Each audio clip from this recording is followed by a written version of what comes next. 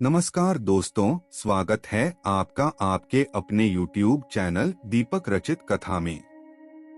ओम नमः शिवाय। हर हर महादेव। आप सबको पता है कि सावन का बहुत ही पवित्र महीना चल रहा है और गुरुजी कराने वाले हैं पार्थिव शिवलिंग की पूजन, जो कि होगी ऑनलाइन। गुरुजी करेंगे टीवी पर बैठकर और हम सब उसका आनंद, हम सब उसका लाभ उठाएंगे अपने घर पर बैठकर। काफी लोग परेशान रहते हैं कि पूजन सामग्री की कौन सी चीजें हैं और जो नारियल आपने बताया था उस नारियल हम क्या करेंगे। तो इस पूरी वीडियो में हम लोग नारियल की भी बात करेंगे और कौन कौन सी पूजन सामग्री नहीं लगने वाली है, इसकी बात इस पूरी वीडियो में करने वाले हैं। बस सिर्फ आप सुनते जाएं, समझने की पूरी कोशिश करिएगा। बस आपको एक छोटी सी रिक्वेस्ट है, आपको एक कॉपी लेना है और एक पेन लेना है और मैं जो भी सामग्री की लिस्ट बोलते जा रहा हूँ उसको आपको कॉपी में लिखते जाना है। बस आपको यह छोटी सी चीज करनी है। अब सबसे पहले आपको लेना है 2 लोटे। एक लोटे से कम नहीं चलेगा, आपको 2 लोटे ही लेने हैं, क्योंकि एक लोटे पर तो आप चल भर के रखोगे ही रखोगे और दूसरे लोटे में आप बाकी काम करोगे। इसके बाद आपको लेना है आचमनी। यह आपको पूजा सामग्री की दुकान में आसानी से मिल जाएगा, तो आपको एक आले लेना है। इसको आप दूसरे लोटे में डालना है, क्योंकि जब भी गुरुजी किसी देवी या देवता को जल चढ़ाने के लिए कहेंगे तो आप इस आचमनी से ही जल चढ़ाएंगे, तो आपको एक आचमनी जरूर ले लेना है। बात आ गई समझ में कि आपको 2 कलश लेना होगा, इसके साथ आपको लेना होगा एक आचमनी। अब इसके बाद आपको लेना है एक नारियल। आपको नीला वाला नारियल नहीं लेना है, आपको जुट वाला नारियल लेना है। देखिए, एक होता है सूखा नारियल और एक होता है जुट वाला नारियल। तो आपको सूखा नारियल नहीं लेना है, आपको जुट वाला नारियल लेना है। अब ध्यान से सुने, आप जो नारियल लेकर गए हैं, इस नारियल को आपको क्या करना है कि एक मौली की धागा यानी कलावा लेना है और इसके चारों तरफ लपेट लेना है, अच्छी तरह से लपेट लेना है। लपेटते लपेटते आपको अपने घर के चारों तरफ घूम लेना है, हर एक घर के हर कमरे पर घूम जाना है। बस वॉशरूम को छोड़कर हर जगह पर घूम जाना है और तुमरुका महादेव जी का नाम ले लेना है। अब आप जो पार्थिव शिवलिंग का निर्माण करेंगे उसके ऊपर इस नारियल को टच करके जमीन पर रख देना है। अब जब पूजन खत्म हो जाए, पाते शिवलिंग का जवाब विसर्जन कर दें और आपको इस नारे को ले लेना है और आपके घर के पास कोई भी महादेव की मंदिर में जाकर इस नारियल को तुमरुका जी का नाम लेकर रख देना। फिर देखना, आपके घर में कभी भी नेगेटिव एनर्जी नहीं करेगी, आपके घर में हमेशा के लिए खुशहाली बनी रहेगी। बात आ गई क्या समझ में? बस इस काम को आप सभी लोगों को जरूर करना है। अब तीसरी सामग्री पर आपको लगता है धूप बत्ती। जब भी आप धूप बत्ती जला रहे हो, आपको ध्यान रखना है कि धूप बत्ती खत्म होते ही आपको तुरंत दूसरी धूप बत्ती लगा लेना है, क्योंकि पूजन काल में हमको हमेशा सुगंधित पदार्थ जलाने चाहिए ताकि पॉजिटिव एनर्जी तरफ बनी रहे। आप इसके बाद आपको लेना है दीपक। दीपक आप चाहे मिट्टी का ले ले या फिर आपके घर के शुद्ध आटा मारकर उसका दीपक बनाकर ले सकते हैं। दीपक में आपको घी का इस्तेमाल करना है। अगर आपको शुद्ध देसी गाय का घी मिल जाए तो आपके पूजा के लिए बहुत उपयोगी साबित होने वाला है। इस दीपक में आप गोल बत्ती का इस्तेमाल करेंगे और एक और चीज ध्यान रखना कि पूजा खत्म होने तक यह दीपक जलाना चाहिए। दीपक की घी खत्म हो जाए तो आप पुनः घी डालकर इस दीपक को प्रज्वलित कर ले, बस यह दीपक बुझना नहीं चाहिए पूजा के अंत तक।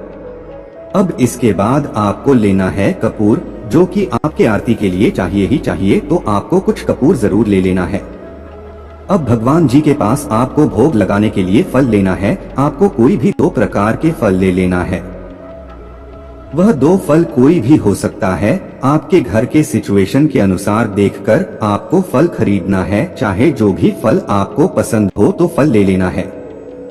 फिर हमें लेना होगा फूल की बारी आती है। जब भी फूल की बारी आती कि फूल आपको जरूर दिखाता हूँ, इसलिए दिखा रहा हूँ। मेरे बहुत सारे भाई बहन बहुत भोले हैं ना, वो गलतियाँ बहुत करने और उनकी यह गलती की वजह से उनका सारा पूजा पाठ खड़ा होता है। यह जो फूल दिख रहा है बहुत खराब फूल है ना। 1000 गौ हत्या का पाप लगेगा अगर गलती से भी फूल महाद्वीप के शिवलिंग के ऊपर समर्पित हो गया। इस फूल का नाम है चंपा या फिर इसको आपकी की भी बोल सकते हो। किसी भी देवी देवता को चढ़ा कोई दिक्कत नहीं है, लेकिन जो फूल है भूल कर भी महादेव के मंदिर में या फिर उनके शिवलिंग के ऊपर मत चढ़ाना, 1000 गौ हत्या का पाप लगेगा। इसलिए फोन को दिखाना, स्क्रीनशॉट ले लो, कहीं से भी गलती से भी बचा देना, ठीक है। चलो फिर हमें लेना होगा सफेद फूल, ज्यादा मात्रा में मिल जाता है, बहुत अच्छी बात है क्योंकि पूजन के टाइप फूल चढ़ाना होता है। हर बार कहेंगे अक्षत लीजिए, फूल लीजिए, अक्सर लीजिए, फूल लीजिए, अक्सर लीजिए, भून लीजिए। ज्यादा मात्रा में फूल रखना ठीक है, ऐसा नहीं सकता।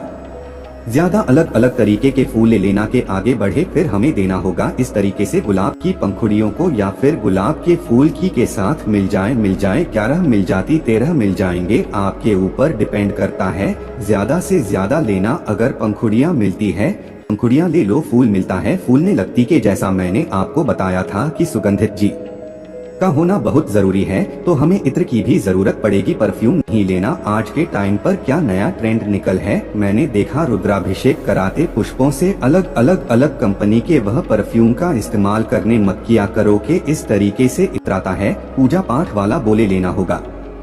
फिर बड़े आपको लेना होगा इस तरीके से सुपारी। कितनी सिपाही लोग, कम से कम 3 सुपारी आप सभी को थी। बढ़े फिर हमें देना होगा इस तरीके से मौली, जिसको हम बोलते हैं कलावा है, नाले लेना। उसके बाद लेना होगा शमी के पत्ते के पत्तों की यहाँ पर गिनती है वो है 7। कितने कम से कम 7 सेमी के पत्तों को लेना। जितनी चीजें मैं आपको बता रहा हूँ काउंटी मानी वह काउंटिंग वाली चीजों को तो अलग रखना, बाकी इसके साथ कुछ एक्स्ट्रा किसी और थाली में रख लेना। क्योंकि जो मान लीजिए कि अभी मैं आपको बताता हूँ, जैसे मान लीजिए कि मैंने बताया कि आपको 35 वर्ष 21 बेलपत्र की जरूरत पड़ेगी, ठीक है।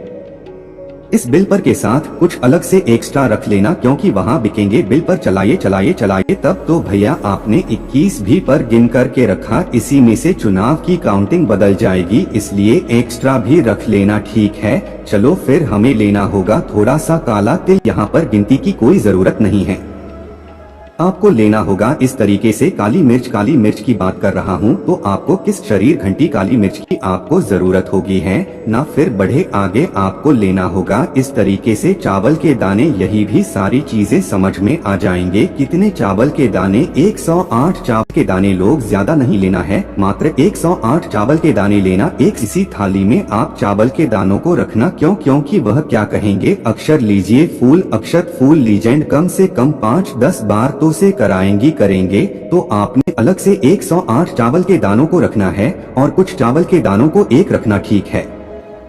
फिर आपको लेना कमल गट्टे के तेलों के 5 कमल गट्टे गिल के लिए के कितने 5। आगे बढ़े फिर आपको लेना होगा गेहूं के दाने। कितनी गाने गेहूं की लोगे, 21 गेहूं के दाने लेना, साथ ही साथ कुछ एक्स्ट्रा भी आपको यहाँ पर रख लेना होगा।